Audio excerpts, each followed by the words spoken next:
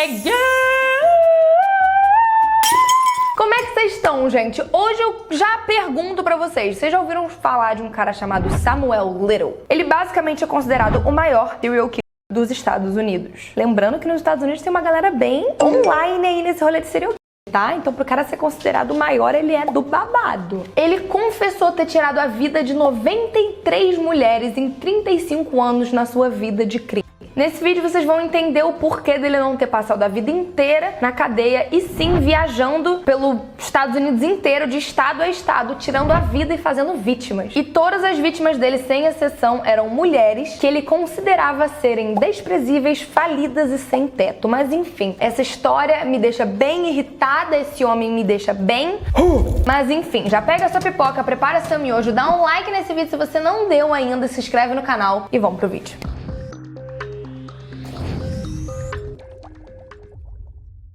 Samuel Little nasceu no dia 7 de junho de 1940 em uma cidadezinha bem pequenininha, com um pouco mais de 1000 habitantes, chamada Reynolds, lá na Georgia, nos Estados Unidos. Não se sabe muito sobre a infância dele, só se sabe o que ele contou pra polícia, né, depois que ele foi preso. De acordo com ele, a mãe dele era garota de programa e ele nasceu enquanto ela estava presa, e ele acha, né, de acordo com ele, o pai dele devia ser um dos clientes da mãe dele. Como ela não tinha condição de criar um menino porque ela estava presa, ele acabou sendo criado pela avó dele lá em Ohio. O nome da avó dele era Lorraine. Até a adolescência ele frequentou a escola Hawthorne Junior High School, mas pelo que a gente sabe, as notas dele eram péssimas e o comportamento dele era pior ainda. Mas depois de um tempo ele acabou largando a escola e resolveu viver como um nômade. Pra quem não sabe, nômade é uma pessoa que não tem um lugar fixo pra morar, ela fica indo de lugares a lugares, se mudando o tempo inteiro. Quando ele completou 16 anos, em 1956, ele já foi pro beleléu. Ele foi condenado pelo crime de arrombamento e foi levado para um centro de detenção infantil, juvenil. E lá ele começou a treinar boxe e ele ficou muito bom no boxe. Essa parte do boxe, dele saber lutar, saber dar chute, soco, é importante pra história. 5 anos depois, quando ele fez 21 anos de idade lá nos Estados Unidos, 21 anos já é maioridade, ele acabou indo pra uma prisão normal porque ele cometeu o mesmo crime de arrombamento. Ele cumpriu uma pena de 3 anos e depois que foi solto, continuou cometendo crimes. Pelo resto da vida livre dele, ele ficou indo de estado a estado. Às vezes ele pegava um emprego por um tempo, às vezes não, mas ele sempre estava metido em crime. E os crimes dele foram roubo à mão armada, assalto, furto, abuso, agressão, receptação, fraude, arrombamento, entre muitos outros. Eu acho que não tem nem mais outro aqui, né? Porque eu já citei todos. Dizem que antes dele completar 35 anos de idade, ele já tinha sido preso pelo menos 26 vezes em 11 estados diferentes. No total, ele cumpriu 10 anos de prisão por todas essas coisas que ele fez e ainda escapou de 2 acusações de assassinato antes de ser condenado pelos eu vou citar já já. Nos anos 70, o Samuel, ele passava o dia todo roubando, mas quando caía a noite, ele ia atrás de mulheres. E agora vocês vão ter noção da brutalidade e o nível do crime desse ser.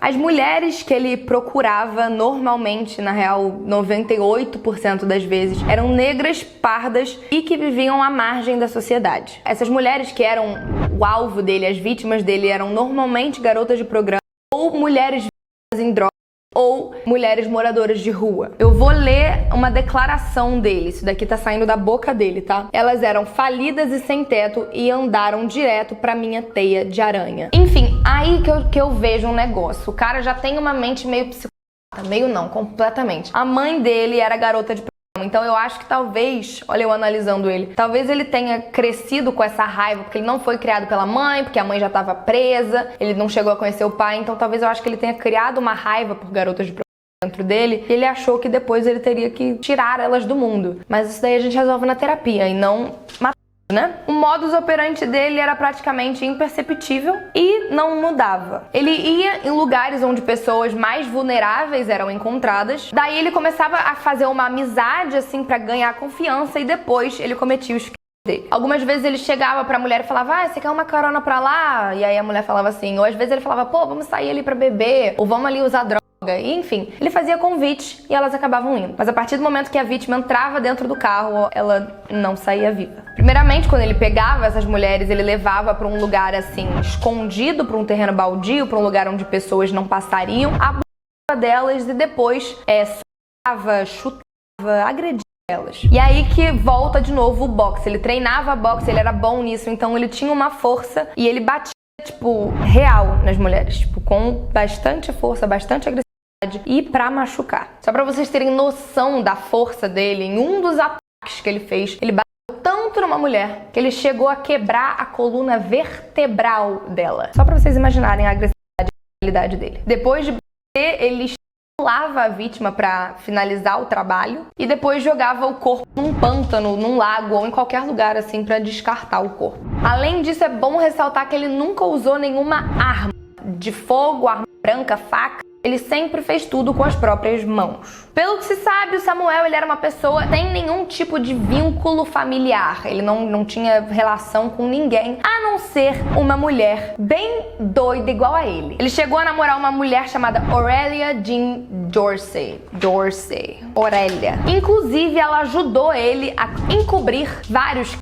Ela foi meio que uma ajudante, uma cúmplice dele. Ela era 30 anos mais velha do que ele e eles acabaram se conhecendo no ano de 1971, no período que os dois estavam presos na mesma detenção, na mesma penitenciária. Eles eram tipo Bonnie and Clyde 2.0, porque eles se juntaram, os dois com a sanidade mental no mesmo nível, se juntaram e iam de cidade em cidade cometendo crimes juntos. Durante anos isso aconteceu e depois, futuramente, quando abriram uma investigação contra eles, descobriram uma coisa bem bizarra em relação à relação dos dois. Segundo as investigações, essa tal Aurélia, ela não só encobria os crimes do Samuel, tipo, achava de boa, como depois que ele fazia, enfim, matava as mulheres dentro do carro, abusava delas, ela era responsável por limpar o carro. Então ela era cúmplice 100%. Ela achava de boa ele tá fazendo o que ela fazia e ainda limpava o carro dele depois. Tudo bom? E o mais absurdo pra mim desse caso é que as investigações de muitos, não um, não dois, tipo assim, de vários assassinatos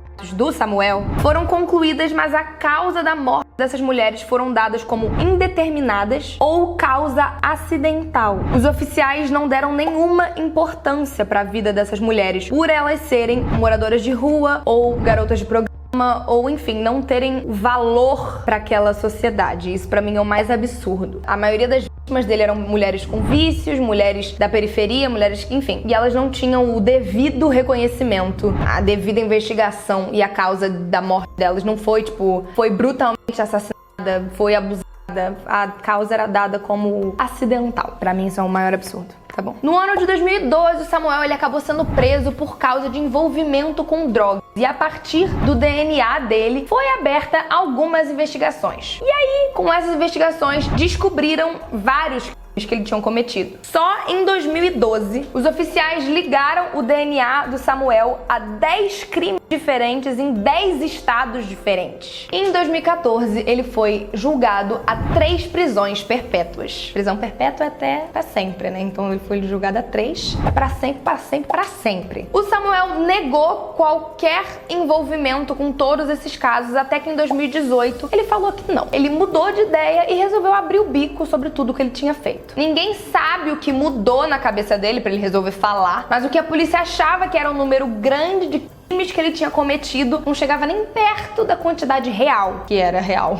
Aos poucos, o Samuel foi contando pra polícia crime a crime que ele tinha feito, e ele admitiu ter tirado a vida de 93 mulheres ao redor dos Estados Unidos inteiro do ano de 1970 a 2005. O departamento de polícia confirmou 50 desses 93, já tornando ele o maior serial killer dos Estados Unidos da América. Uma coisa que é muito doida nessas confissões é que ele disse que certa época da vida ele era o enviado de Deus para poder colocar fim na vida dessas mulheres miseráveis.